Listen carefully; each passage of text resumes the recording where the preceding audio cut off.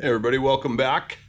Time to do a little more work on the tractor. Still have some miscellaneous things to bolt onto it. As you know, I've been waiting for a break in the weather, and we had plenty of winter for quite a while. But it's been pretty nice now. Most of our snow's been melted off and getting up into the low to mid 40s every day, and so we got a bright sunny day out there right now. So I'm gonna head out and see about bolting a few accessories and things on, and getting the alternator and that sort of thing on. Start looking towards getting the hydraulic pump back on, the radiator in, and that sort of thing. So bear with me here, and we'll get out there and get a look at things. Yeah, so here we are back outside. Like I say, it's a nice sunny day today, so got that going for us. So yeah, we got, I put the alternator bracket on. This is just something, somebody took two brackets and welded them together and made one. That's fine. And then the alternator mounts right here. They added this mount. The old, originally, I believe that there was a bracket that bolted to the top of the power steering pump here, and then a generator mounted to that is what it originally had. But it's, I guess, pretty common for those to be gone off tractors, and they convert them to these to alternators, which is fine. Like I say, now's the time. I hope you can see that all right. It's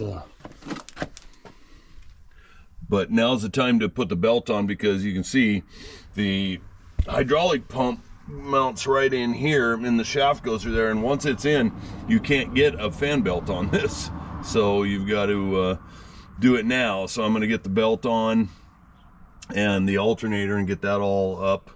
Then we'll start thinking about putting that hydraulic pump back on, get all that in, then we'll be ready to get the radiator back in here and hook up the hydraulic lines, and yeah, we should be good. So we'll see what we can get done here. Okay, well, I spared you the details of forcing that belt on there. I had to make another trip to the parts store because the belt they gave me was way too short. I wanted some adjustability in it because the other one was a little too long. So anyway, so this one's good. It's on there. We're good there. So I'll just leave that as it is for now. So let's see. I gotta get the thermostat in. So maybe we'll move on to that here in a second. I'll go get the gasket and the thermostat and bolts and everything, and we'll get that installed.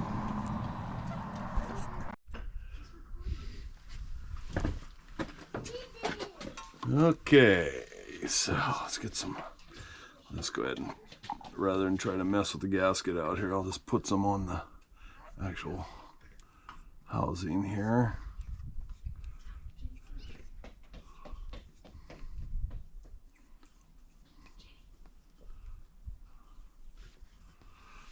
Okay, now the gasket, we'll lay that on there. Whoops. Better put the thermostat on first.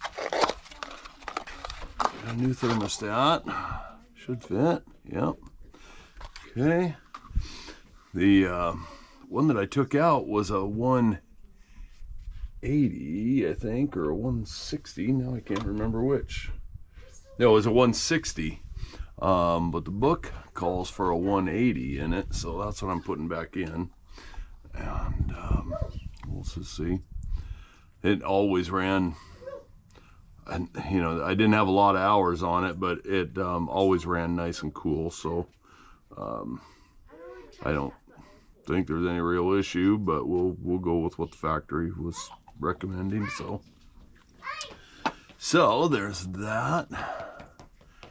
Now put the rest of the housing back on.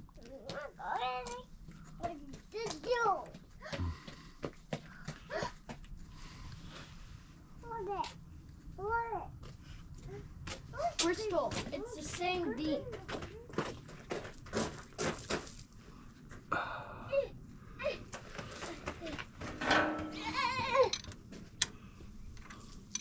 You guys can probably hear in the background, I have my helpers here this afternoon.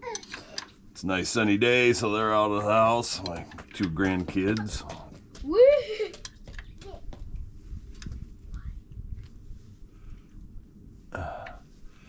Okay, that should be all there is to that then. Another thing to check off the list.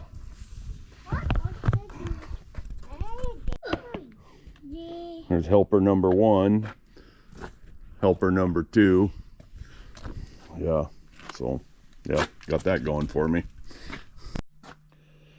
Okay, so here's the hydraulic pump, and the various tubing that goes with it. So as I said, this coupler slides into the snout of the crankshaft there, or this shaft does, and then this coupler connects it to the hydraulic pump. The whole thing slides in right through there. So we'll put that on here next, and yeah, we'll bolt that in there.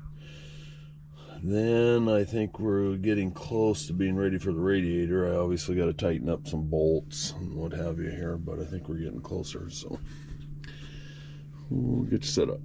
Okay, so I just rubbed a little grease on both ends of that shaft for the heck of it. Can't hurt, I guess. And see what happens here. See if we can get this in.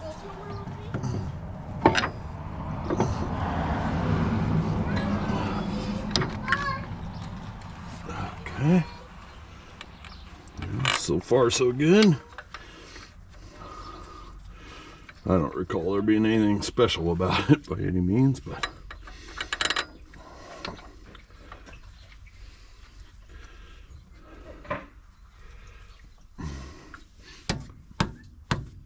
yeah, slides right in there. So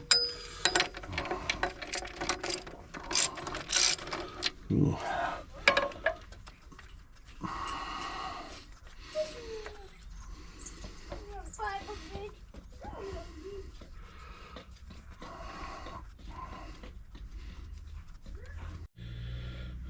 Okay, hydraulic pump is all bolted up.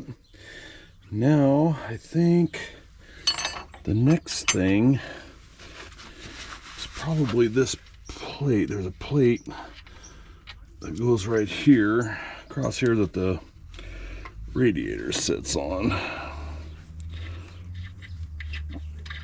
We'll put it on next. Lock washer's stuck on there.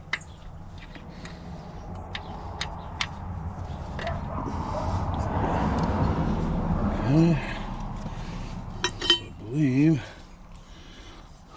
this goes on there just like so.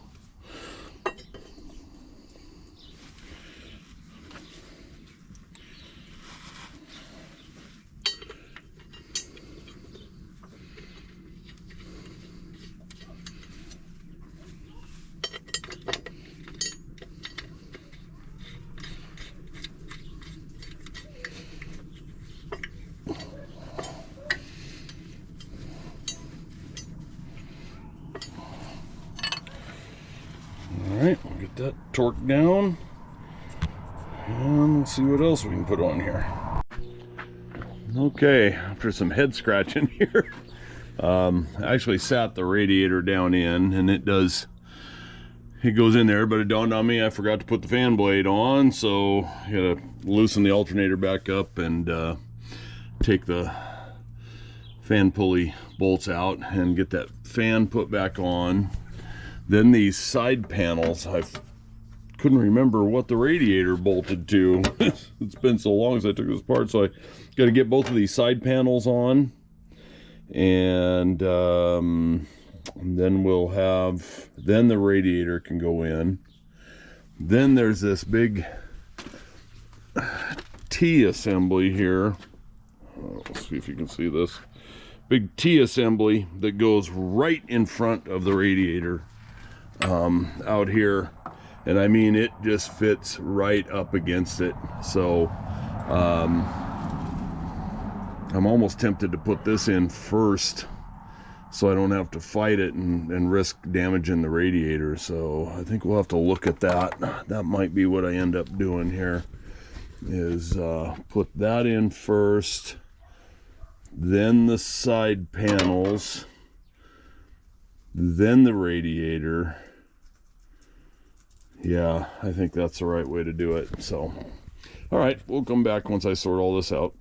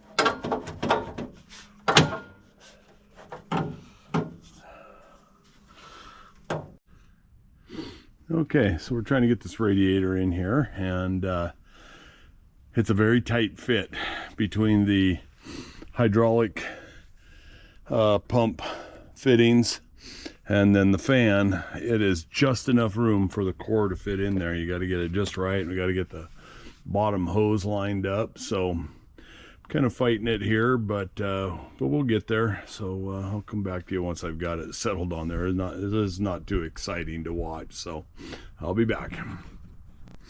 Okay, so after some struggling, got the radiator in. I mean, this is a tight fit. Holy smokes. There's hardly any clearance. I don't know how well you can see this. Pretty bright out here. I can't hardly see the screen, but there's hardly any clearance. And getting that bottom radiator hose to go on is only about 4 inches long. You got to get this one on at the same time. And then back here, actually out here in front, it's got to slip down behind that mount. And there's 2 bolts. I don't know if you can see them. They're way up underneath there. 2 studs that come out. I think maybe you could see one in there, but in any case, they come out, and they and you gotta get those tightened up. Then you get this stuff in, and let me tell you, there's just no clearance. I'm actually amazed it doesn't rub a hole in that radiator, but hasn't so far. So got that. So this is all the return lines for the hydraulic, because the loader, the frame arms here are actually the hydraulic tanks. So you fill it, and this is where the line, this is where the return drops down into the pump, and then pressure back out to the various components, whether it be on the backhoe or on the loader. In any case, Looks like I got a couple of bolts I didn't get one in that one or over there. I didn't even see those. I guess I'll get those in. But yeah, we're pretty much done up here. I haven't tightened these member bolts yet because I wanted to get all of this in. I didn't know if I'd need some play, so I guess I can go ahead and tighten those up now, and those will be good. Yeah, so radiator is back in, so that's good. I've got these cowlings on. Everything's nice and tight. Putting some bolts in places where there were missing bolts before, and just getting everything nice and clean and tight. So